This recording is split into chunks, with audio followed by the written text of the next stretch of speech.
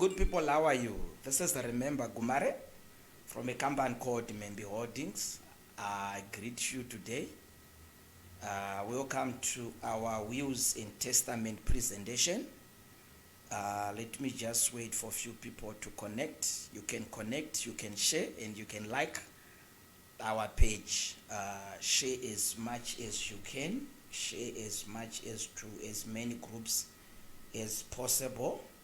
Let's just invite each other on this group so that we can learn one or two things. I believe this presentation will help a lot of people, including me as well. So yeah, let's share, let's like and share this presentation. Let's like and share, let's like and share, let's like and share, let's like and share, let's like and share.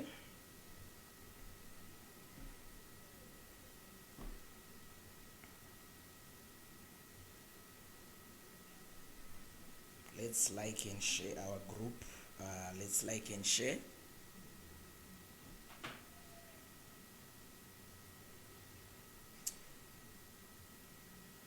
Can you hear me properly? How is our sound? How is our picture quality? How is our sound as well as our picture quality? How is our sound? Precious Manyuma, I can see you. Baba Marufu, I can see you. Kevin Magodo, I can see you.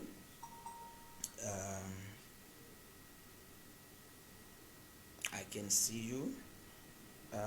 Precious is saying it's giving a feedback. How is it now? Is it okay now? Before we start, is our sound okay now? Is our sound okay? You can just comment so that we know what to do. If we need to adjust our sound, we know what to do.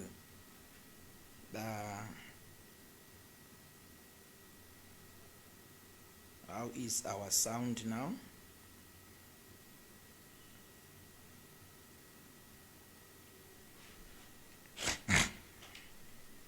How is our sound?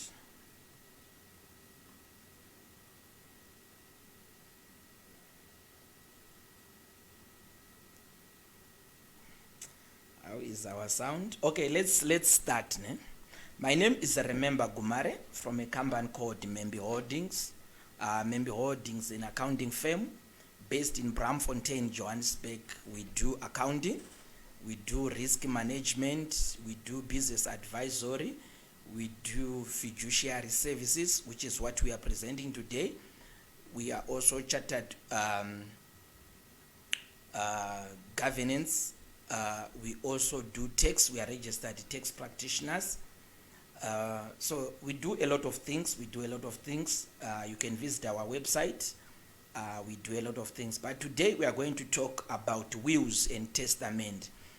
We are going to talk about what is a will, what's the importance of having a will, what will happen if someone dies without a will, and all other things that we are going to talk about. But for a start, like I said, I am accredited to offer what is called fiduciary services. I am registered with a board called FISA, which is Fiduciary Institute of South Africa. So I am qualified to offer this service that I'm giving you today. So before we go any further, we're going to talk about some few definitions of what is a will. A will, basically, this is a document that you write. It's a written document, and it's a formal written document, and it also need to be signed, where someone who is dying or a testator declares what he wants to happen to his estate when he dies, which means it's a document. It needs to be signed, it needs to be formal, it needs to be written. You are just stating what you need your estate to be dissolved, how you need, which means when you die, you need to say, okay, I've got 5 suits. I'm going to give first suit to James, the other one to KV, the other one to whosoever. So basically, that's the basic definition of a will. And a will, it must be in written form, which means a word of mouth cannot be regarded as a will. And you need to state again what you are. It needs to be clear the conditions that you need when you pass away, which means it needs to be clear, and you need to state as well what do you need, how do you need it to be dissolved, how do you need it to be distributed.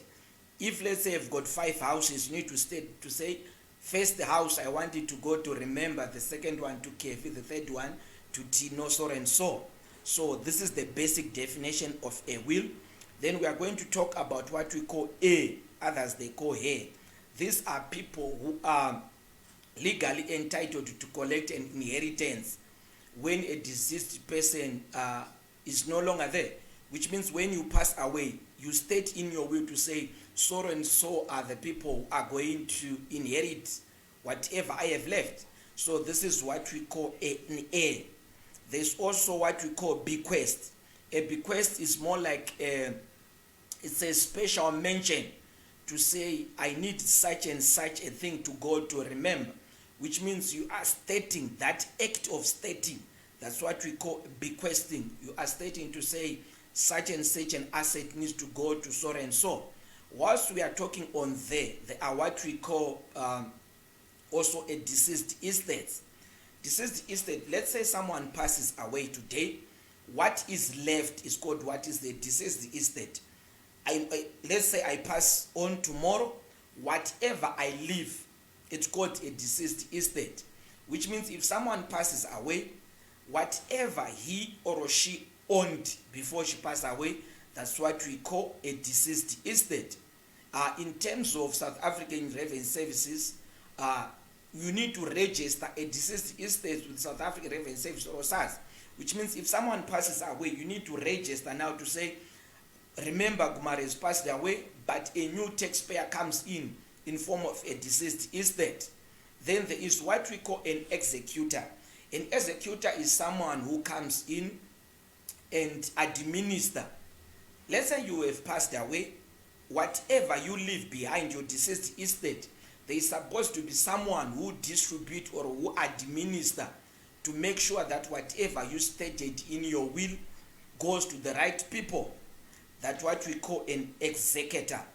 And an executor, before he starts to do his job, he needs to get a letter of executorship from the Master of High Court, which means there's supposed to be a letter of appointment, and this person is supposed to get a permission from the Master of High Court to say, I am going to be the executor, and this is how I am supposed to do. And sometimes you might realize that in a will, they might be requested to offer a security.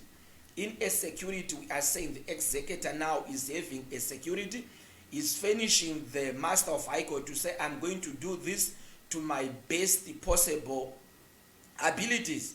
Because you might realize that someone might be appointed an executor, but this person might not be able to do his duties, which means when things like that now, there will be a problem. But sometimes, let's say you have appointed someone as an executor, you might even appoint 2 or 3 people or a couple of people, because usually in this executorship, or when someone is executing the executorship, there's supposed to be knowledge.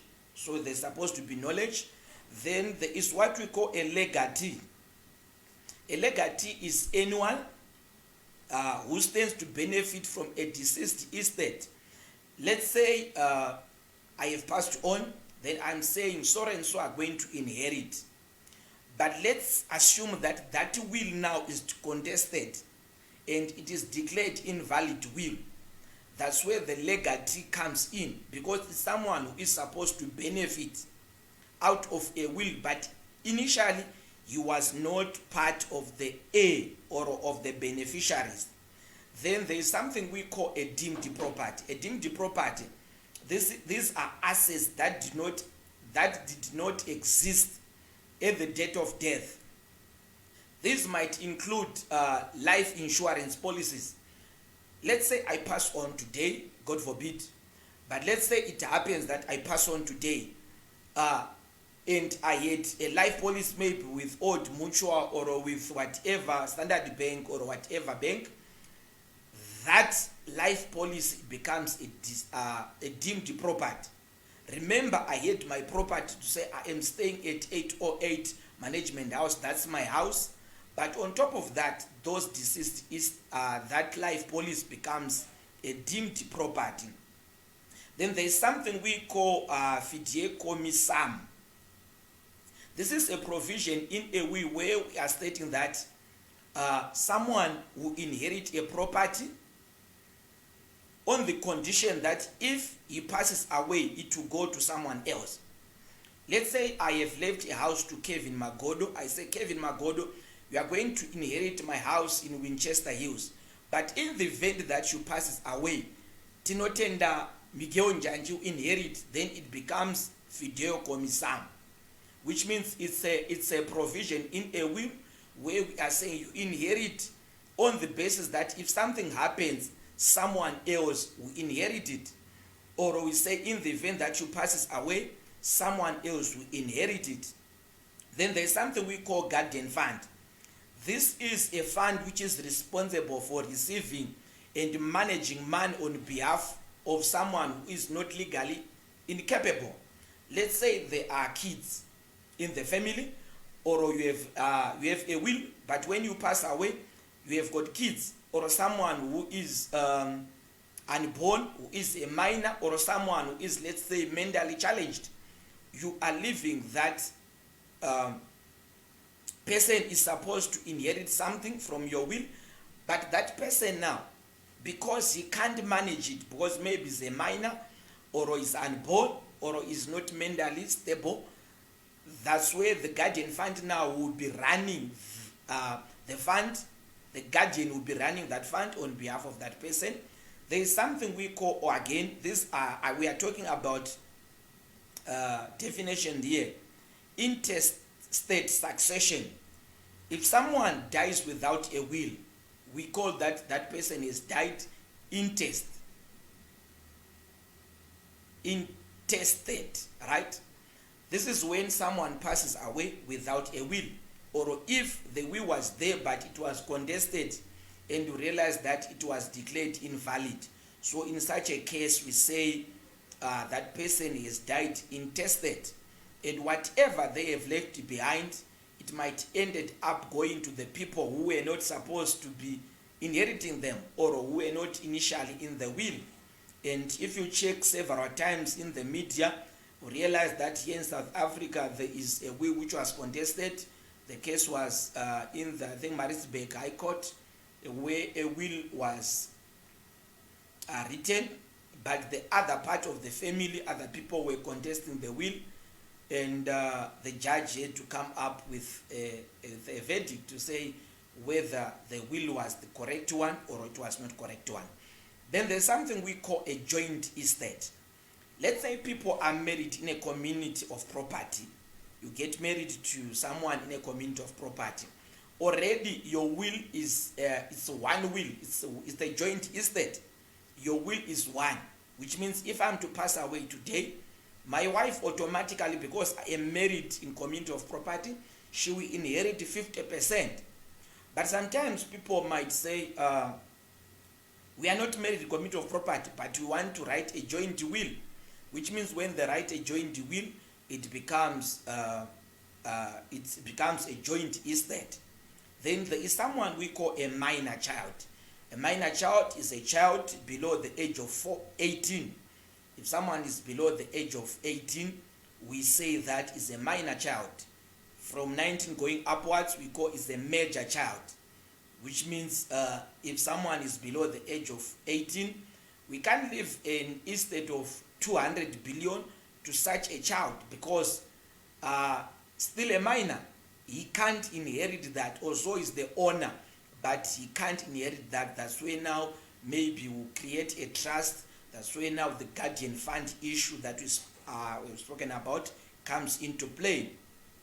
Then when we are talking of wills again, we talk about the office of the master. This is Master of High Court. This is an office, a public office, where these are the guys who are like the referees of the wills. They do a lot of things, but we are saying these are the guys who will be offering supervision, custodianship, arbitration, and these are the guys who will appoint and disqualify people. Let's say they have misbehaved. So these are our judge. Then there is someone we call a spouse. When we are talking of wills, there is a definition that we call a spouse. A spouse is someone that includes people who are married in community of property, who are in same-sex marriage, who are also heterosexual, who are in a permanent relationship, who are married in terms of maybe a religion. So these are what we call a spouse. Then there is also someone that we call a witness. A witness is someone who is over the age of 14, which means this person needs to be above the age of 14 and above, which means if someone is to sign or to witness a will and he or she is still below the age of 14, that will automatically, it will be declared invalid despite this person is signed. And this person also must be this person must also, in terms of mind-wise, she must not be mentally challenged, which means if someone might be even above the age of 30 or whatever age, but is mentally challenged, that person now can't be called a witness. Although he has witnessed the will, but they will be declared, that will be declared invalid. Then when we are talking about a will again, it needs to be signed, which means someone needs to sign. But let's say someone can't sign, maybe because maybe someone is incapable to sign, maybe a stroke, he has got stroke or other things. He can use a thumb, which means a thumb can also be declared as a signature. Now we are going to talk, now that we have discussed about some of the terms that we are going to talk about in the will, we are going to talk about the importance of a will. Why would we say that a will is important? And what's the advantage of having a will? And why are we saying that all of us, we need to have wills? Or why are we saying that a will is important? So I'm going to talk about 10 reasons.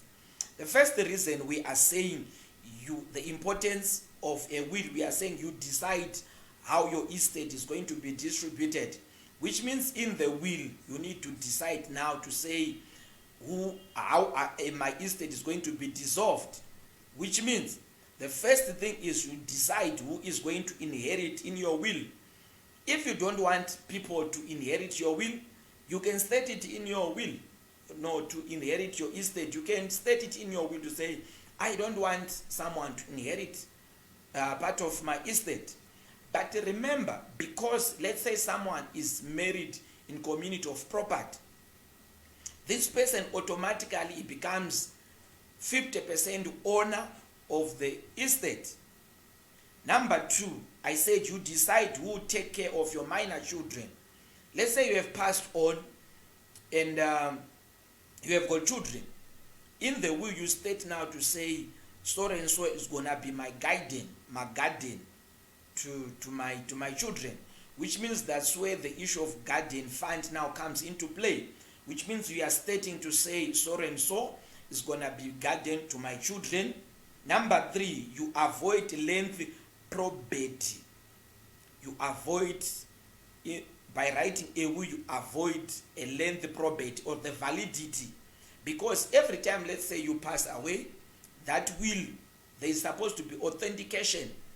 I have had numerous cases whereby a will was drafted, a will was signed, but people will come and say, no, this was not the signature of the testator.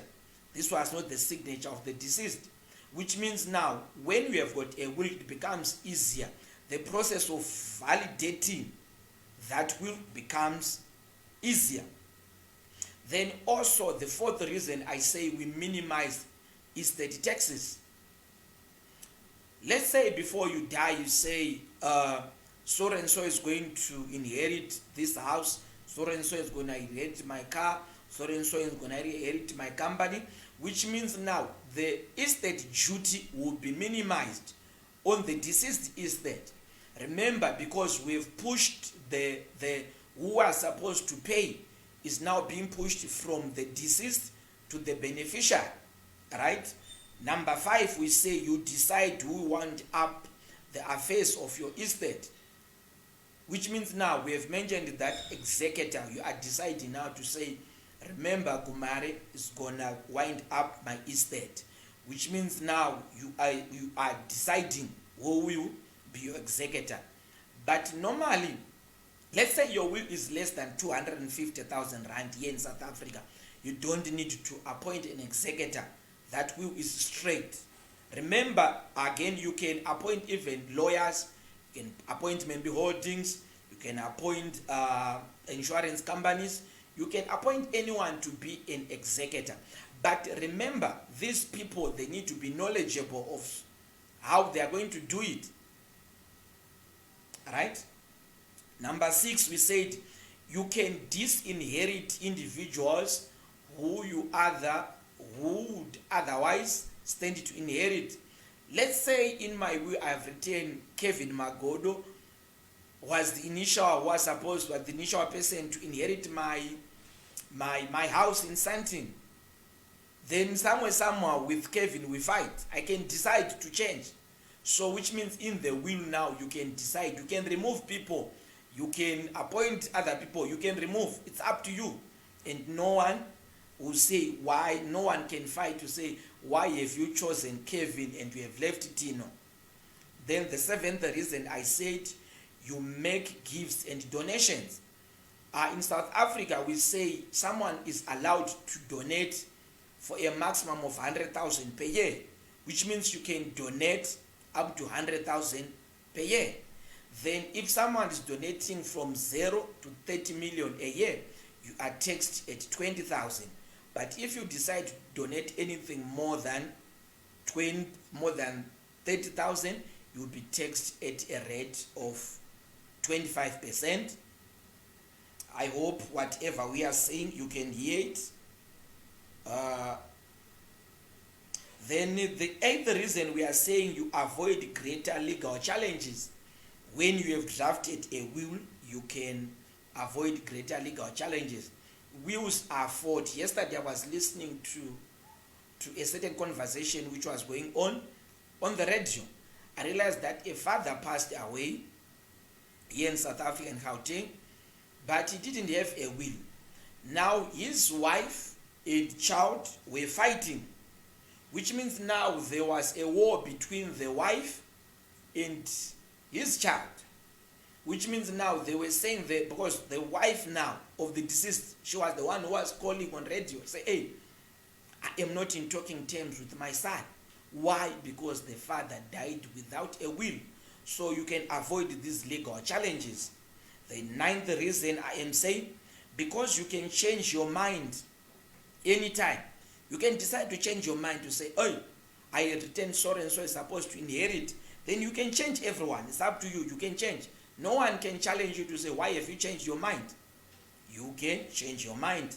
The 10th reason I say, because tomorrow is not promised. No one knows what tomorrow holds. Someone once said, there are 2 things which are certain in this world. They said death and taxes.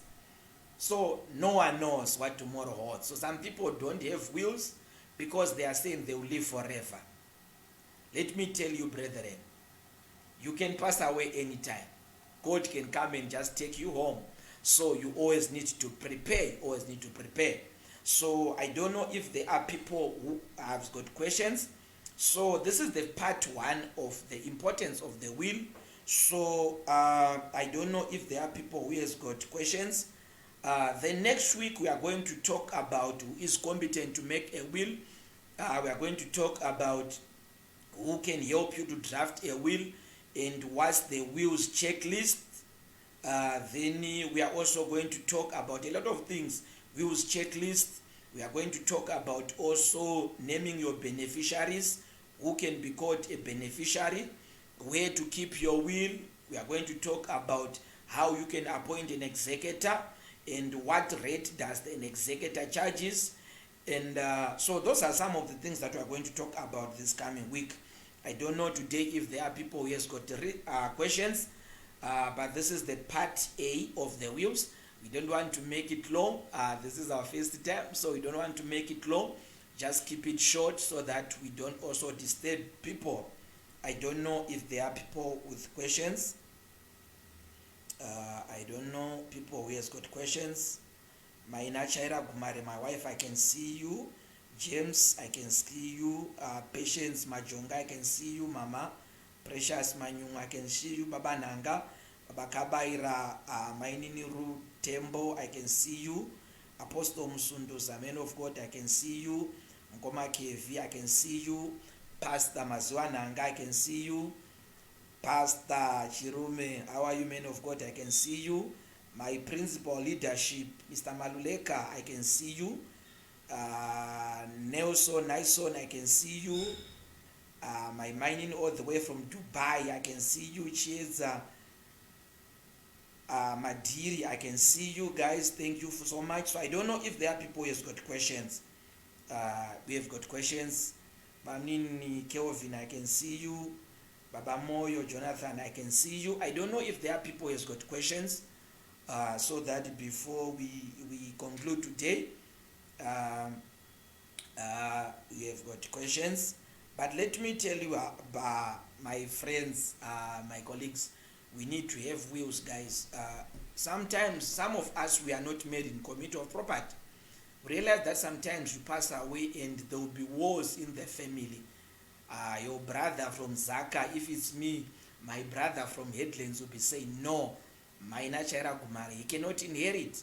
Some of us, we are staying, we are not legally married. We have got our wives, they are not, but not legally, they are not regarded as wives. So in the event that you passes away, there will be wars in the family. There will be wars. So we can avoid some of these things. We can avoid some of these things. A will is very easy to draft. You can draft it even yourself, or you can appoint us to draft your will. There's a question. I can see my Makore, Wininyamaro Makore, she's asking the cost of a will. A will is Memby Holdings, you can charge you as from 1,000 to 1.5 just to draft a will, although we are going to talk about it next week as well. But that's the cost of drafting a will.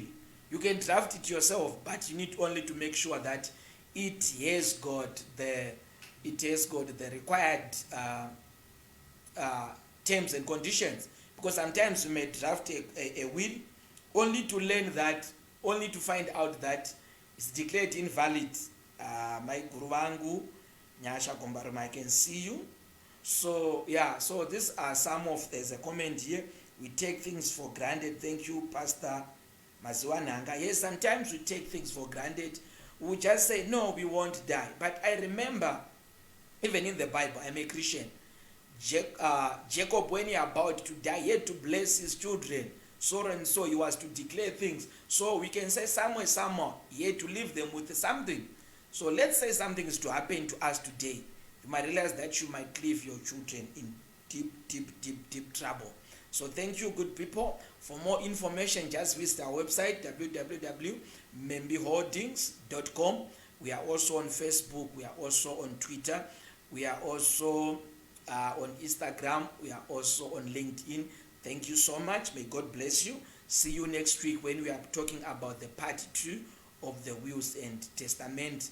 Before I sign off, let me thank, I've got 2 gentlemen in the office, Tino Miguel Janji, the main man. Thank you, my brother. Koma Kevin Magodo. Thank you so much, guys, for the job well done. Thank you. Bye.